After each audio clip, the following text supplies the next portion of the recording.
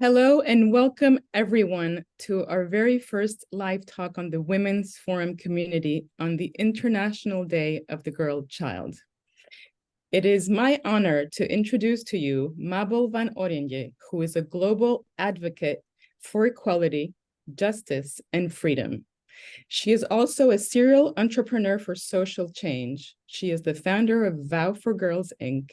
and chair emeritus of Girls Not Brides, the global partnership to end child marriage. Mabel, hello, and thank you so much for accepting this talk. Could you please maybe, of course, tell us more about yourself, tell us about your personal motivation and involvement in this cause, and can you tell us more about Vow for Girls? Thank you so much, Emmanuel, for having me on this International Day of the Girl Child, and thanks to all who joined for your interest in the work we're trying to do to create a world where girls and women will be equal to boys and men. So to tell you a little bit about my background, how I got involved in all this. I've been working on human rights issues, on development issues for almost 3 decades now. And it is about 12, 13 years ago that by coincidence, I came across the issue of child marriage. And I was really surprised that it is an issue that I would never hear about at big development conferences, at big human rights events. The issue was barely mentioned. And yet the 2 words say it all: child marriage, a girl or a boy who gets married before the age of 18. And so I started looking into the issue and discovered that this is something that is affecting 12 million girls every year. That means 1 girl every 3 seconds. So think about it. A girl getting married, another one, another one, another one, and it goes on and on and on. And this is not just happening in particular parts of the world. This is happening all over the world, across continents, across cultures, across religions. And I was shocked. I was shocked not just because the number is so enormous, but I was especially shocked because the consequences are so incredibly big, not just for the girls, but for their families and their communities. Because the typical story of a child bride is that the day she's getting married, she'll be taken out of school. Or in some cases, because parents say we're going to marry our daughters at a young age anyway, she might never have gone to school. Now, a girl who doesn't get an education, her capacity to later on in life have a decent earning power goes down. And we also know that women who earn a salary normally invest that in their families, in their children. So in a way, child marriage is a perpetuator of poverty. But it's not just education of girls that's affected. Think about girls who get married at the age of 12, 15, and who then get pregnant. Their bodies are still the bodies of children, so they are not ready to actually give birth. We also know that and so the chances that they will have problems and maybe even die in childbirth are much higher. We also know that violence against women is much higher when there is a child marriage taking place and when the power balance between the husband and the girl, therefore, is quite different. So I was really surprised that this issue, which is so big and that is having such huge consequences for girls, but also for their families and the communities, wasn't getting more attention. And so I've been working since then, because I'm the kind of person that when I find out about something like this, I feel like we need to do something. But of course, me living in London, there's only so much I can do. So we started looking at what is going on in the world to tackle child marriage and what do we know that needs to happen. And what we realized is that in the end, if you want to end child marriage, you need to work in the community. Because, for example, if you go to Bihar in northern India, it might be a lack of education, that there are no alternatives, there are no schools for the girls, or there's no money to send the girls to school that is driving child marriage. But if you go maybe to northern Ethiopia, it can be tradition. People do it because they've done it generation after generation after generation. And then if you go maybe 100 kilometers further into another country or even into another community, you might find out that it's happening because of poverty. And marrying your daughter off means that you have one less mouth to feed. So if you want to tackle child marriage, Yes, there needs to be more attention for the issue. Yes, there needs to be more money. There need to be laws that say 18 is the minimum age of marriage. But in the end, what really needs to happen is change on the ground. And that kind of change cannot happen by foreigners bombarding into a community. It has to happen by looking at people in the community who understand what is happening in our village, in our community, why is it happening, and who holds the power of change. Is it the fathers who we need to convince that this might seem the right thing to do for your daughters, but it's actually harmful? Or is it the local religious or the local traditional leaders? Is it the municipal officers? And so what we realized is we really, if we want to end child marriage, we don't just need to get much more attention, which we've managed to do, but we also need to make sure that local organizations that want to work to end child marriage and to empower girls will actually get the resources that they need. And that's not enormous amounts of money. We're talking about often projects where, 25,000, 50,000 euros or dollars will make an enormous difference. Anyway, so that became clear. And then something kind of quite remarkable in a way happened. I mean, I went 7 years ago to the wedding of friends of mine. And a week before the wedding, I got the little panic, which I suspect many of you will recognize, but like, what should I buy for my friends? So I went to their wedding website because, as you know, everybody nowadays has their personal wedding website. And I saw that they either wanted a present from a gift list, towels or china or cutlery, or they said give to a good cause. And that for me was a light bulb moment.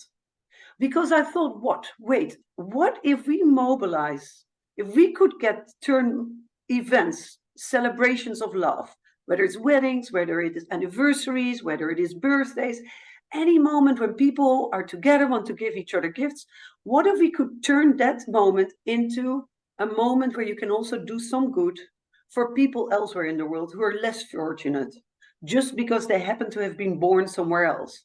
And so the idea became like, we created this organization called Vow for Girls, which you referred to earlier.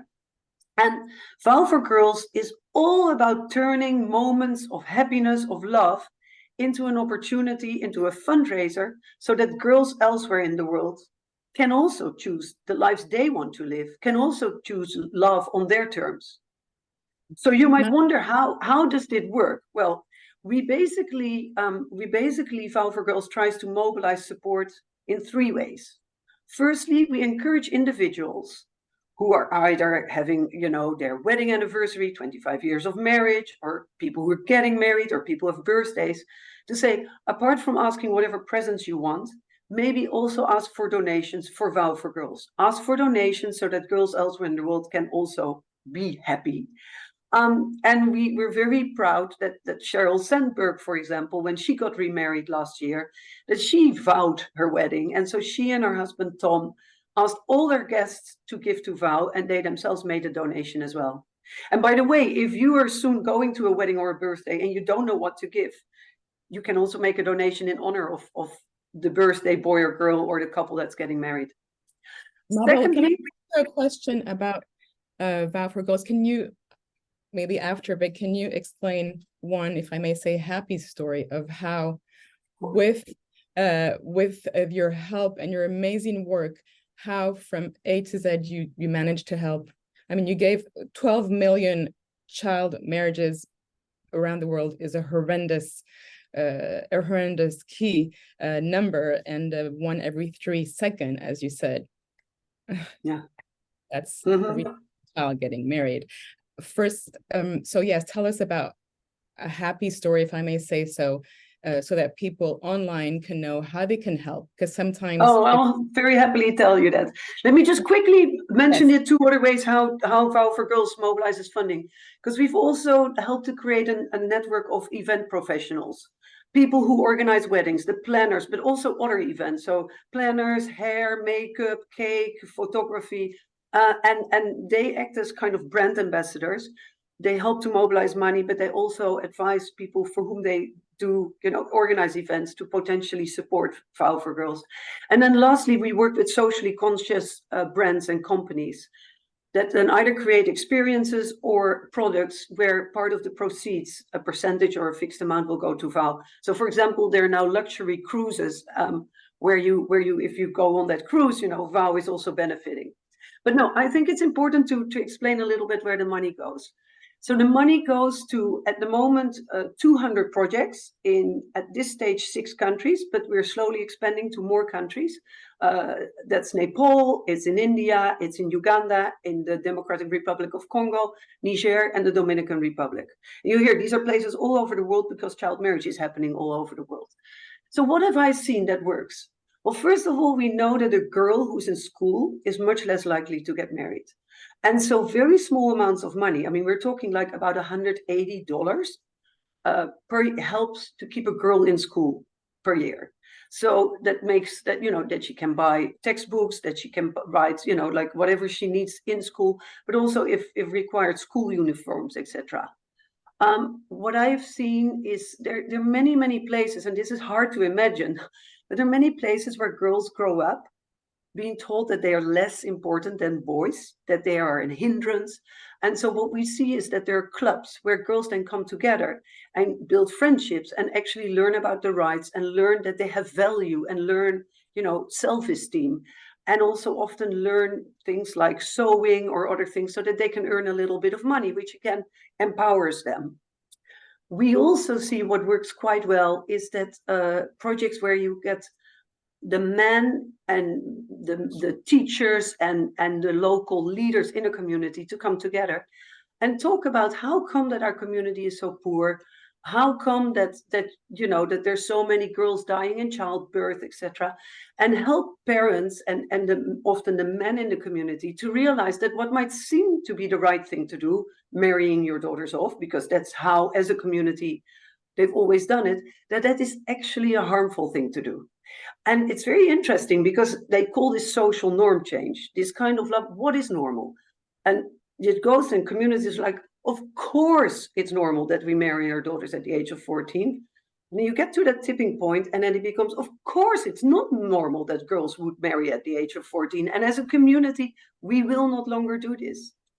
And what we see is that often the fact that there is a little bit of money going into a community to work on these projects, I mean, other things that help are sex education, helping boys and girls to understand what pregnancy is, how you can avoid it, make contraceptives available, how you can use them.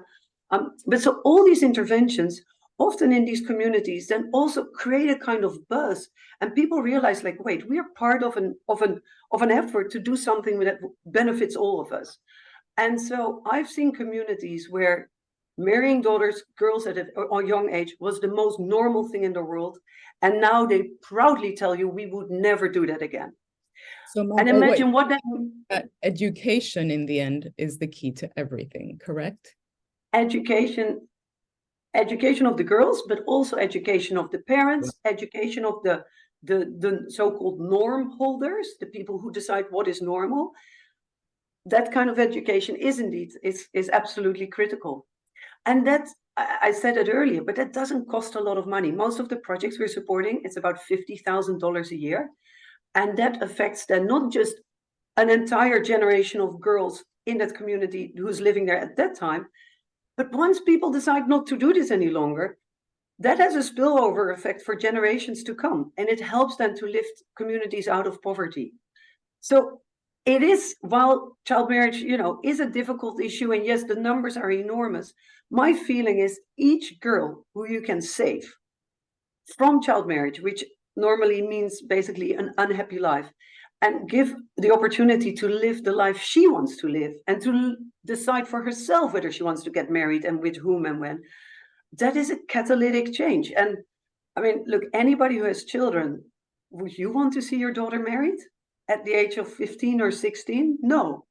And so we now have a mechanism through Vrouw voor Girls that everybody anywhere in the world who cares about this issue and who wants to see girls thrive and wants to see that girls can make their own decisions can actually help to contribute to this. How young would you say these girls are forced to get married? You say 13, 14. Are there certain continents or countries where it's even younger? when I started working on this issue, I obviously went to a whole number of places to learn about child marriage and how it happens and the differences in different communities. And I will never forget that early on, I think it was in 2010 or 2011, I went to Ethiopia. And I was in the north of Ethiopia, and I was meeting a group of married girls. And I at some point asked the girl next to me, how old were you when you got married? And she looked at me and she said, I don't really know because I don't have a birth certificate. Because in many places, girls don't get registered at birth.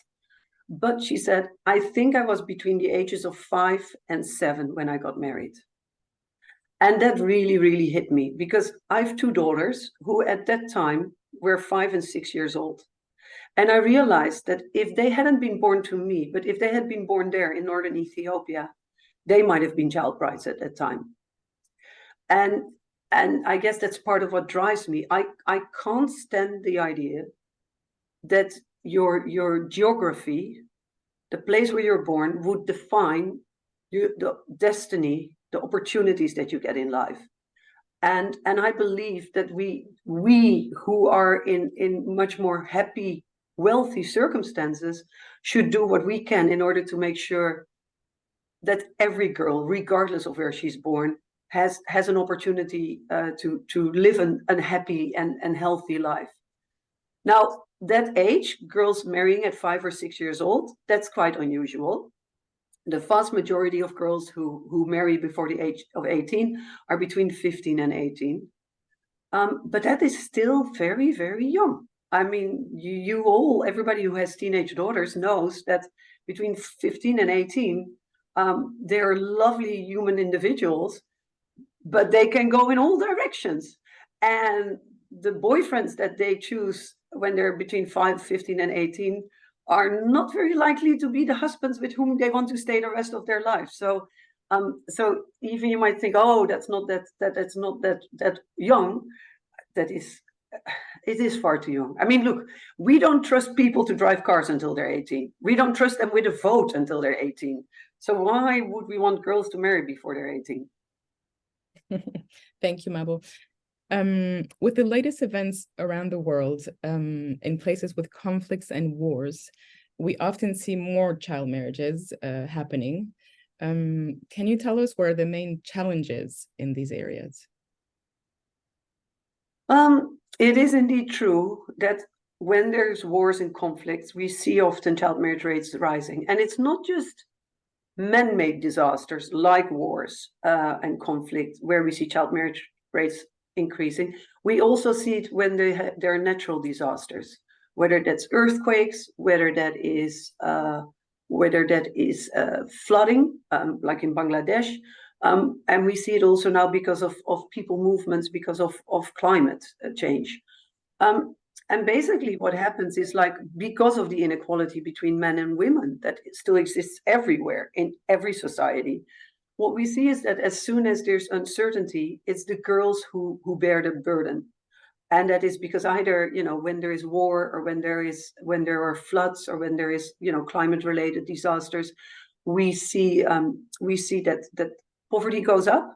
And so parents then decide that in order to be able to keep feeding the whole family, they might have to marry their daughter off. Sometimes because it means just one less mouth to feed. Sometimes because there is a financial transaction. If you marry your daughter off, you might get some cattle, or you might get some other form of wealth, which then allows you to feed your family. We've seen it, for example, the numbers that we know better, because it's always hard in conflict situations to measure things. But we know that in Syria, before the war in Syria, about 13 girls out of every 100 girls, 13 girls out of every 100 girls would get married. That is lower than the global average. Once the war in Syria started and you saw refugees going to Jordan, to Lebanon, to other places, we saw child marriage rates really go up. And what happened, it was a combination of poverty, parents feeling like, let's marry our daughters off. It was also concerns about their safety, because many of these girls couldn't go any longer to school, and they were living in camps where there was fear that girls would get raped. And so parents felt like, in order to avoid dishonor of the family if the girl gets raped, we better marry her off so that, you know, so that she's safe. And it shows, I think, the desperation of people who are then in these situations of displacement, that they start doing something which previously they would not do, which is, you know, putting their girls before they're ready in child marriage. And I do think, therefore, we need to do much more in situations of refugees and displacement to actually pay attention to adolescent girls. But unfortunately, so often when we see a crisis, we see that girls and women pay the highest price. Thank you, Mabel. Last but not least, what is, and you can take a long time to answer this question, what is most needed in order to truly end child marriage one day, hopefully? And how can each one of us on this call right now make a difference at their own level? Thank you. In order to keep every girl out of marriage, we're going to need a bit of a magical mix of things. And we know that we need laws in place, but we also know that a place like India, where a third of all child brides still come from India. So we need to make sure so India has had a law that prohibits child marriage and puts 18 as the minimum age of marriage for girls. They've had that law for more than 100 years, and yet there are millions of girls who get married there every year. So we need laws and we need policies, and gratefully now, because of a lot of advocacy work that was done by organizations all over the world that are working to end child marriage in the so-called Sustainable Development Goals, there is now a target that says, let's end child marriage by 2030. But those kind of commitments in and of themselves are not enough. We need, as we were talking about, we need schooling for girls. We know that countries that made girls' education obligatory up to a certain age, whether it's 15 or 18, have seen the biggest progress in the last decade in getting child marriage rates down. We need more sex education. Sex is still a taboo issue all over the world. And unless we kind of start talking about it more and make sure that girls can actually protect themselves, it's going to be very hard to achieve this. We need to empower girls to help them to understand that they have rights and stand up. I mean, they're amazing advocates. For example, 2 girls in Zimbabwe, they were child brides, and they took their case to, in the end, the highest court in the country, saying this should not have happened. I was denied my rights. And that is having now a catalytic effect in Zimbabwe on the issue of child marriage. There are, you know, girls all over the world who kind of, these kinds of change makers. And then, as I said earlier, we also need to sensitize those who make the decisions about, in our community, in our family, do we marry the girls or yes or no? Now, that sounds like a lot to do, but the beauty of it is, I mean, we as humanity, we don't like complex problems, we don't like complex solutions. But the reality is, we've now been testing all this for more than a decade, and we know this can work. We have proof that, as I mentioned earlier, community after community says we're not doing this any longer. And then girls benefit, but the boys also benefit. The women and the men, they all benefit. And so what do we need to do in order to spread this out? We really, in order to create that enormous wave of change, we need to get more money in the hands of local people who know what needs to be done in their community to change this. And that's why Vow for Girls was created. And so anybody who wants to help to make a difference can do so. And you might think, oh, it's a big problem that needs big money. Yes, of course, a lot of money is needed. But at the same time, each donation makes a real difference. So if you want to help keep a girl in school, donate like something like $180.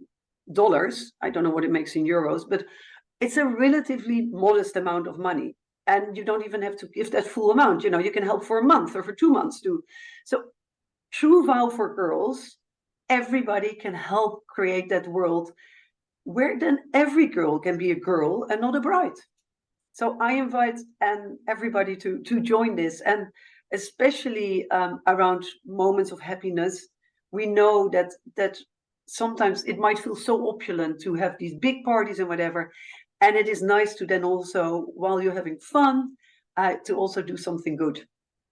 So thank you so much, Mabel. We will be posting on our social media, on our website, the link to Vow for Girls. I invite everybody on this talk to go on the website give whatever amount you want. Give it a word of mouth. I want to remind the numbers. 12 million girls are forced to marriage around the world, which is one every 3 seconds. Seconds. Yeah. Mabel, it's been really a pleasure for us to have you as our first live talk. And you can count on the Women's Forum, as you know, to spread the word and to bring change as much as we possibly can.